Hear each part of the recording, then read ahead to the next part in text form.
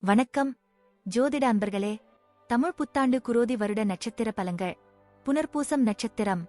இந்த ஆண்டு உங்களுடைய வாழ்வில் சில நற்பலங்கள் ஏற்பட்டே தீரும். அந்த நன்மைகளை நேர்வழியில் சென்றே உங்களால் பெற முடியுமாதலால் குறுக்கு வழியில் முயற்சிக்கும் எண்ணத்தை கைவிடுங்கள்.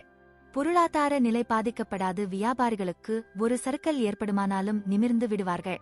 விவசாயிகளுக்கு உன்னதமான நேரம் இல்லை என்றாலும் உபத்திரவம் பெரிதாக உருவாகாது. கலைத்துறையில் உள்ளவர்களுக்கு உற்சாகம் உண்டாகும். இந்த ஆண்டு இயந்திர பணி சம்பந்தப்பட்ட தொழில் வியாபாரம் ஓரளவுக்கு உற்சாகம் தரும்படி அமையும். வியாபாரிகளுக்கு அளவான லாபம் வர தடை உருவாகாது. விவசாயிகளுக்கு பிரச்சினைகள் அதிகமில்லை. பணிகள் சரிவர நடக்கும். கலைத்துறை பாதிக்கப்படாது. எழுத்தாளர்களுக்கு பிரச்சினை இராது. இந்த நேரத்தில் தெய்வ வழிபாடு புரிந்து வருவது நல்லது. இந்த ஆண்டு குடும்ப சுபிட்சம், மக்கள் நலம், தாம்பத்திய உறவு எல்லாமே நலமாக இருக்கும்.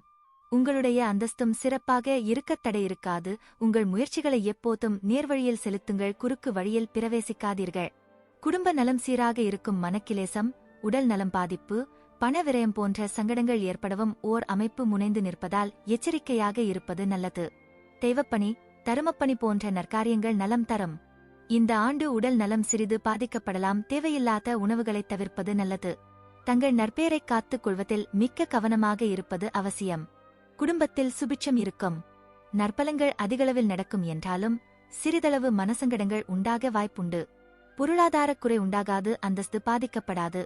குடும்பத்தில் சுபகாரியம் நடக்கலாம். வேலை இல்லாதோருக்கு வேலை கிடைக்க வாய்ப்பு உண்டு. மாணவர்களில் பொறியியல், விஞ்ஞானம், கணிதம் போன்ற துறைகளில் உள்ளோருக்கு புதிய சாதனைக்கான முயற்சிகள் கைகூடி வரும். கல்விப்பயனை மிகுந்த பிரயாசைப்பட்டேனும் பெற்றுவிடுவர். பயணத்தைத் தவிர்ப்பது நல்லது.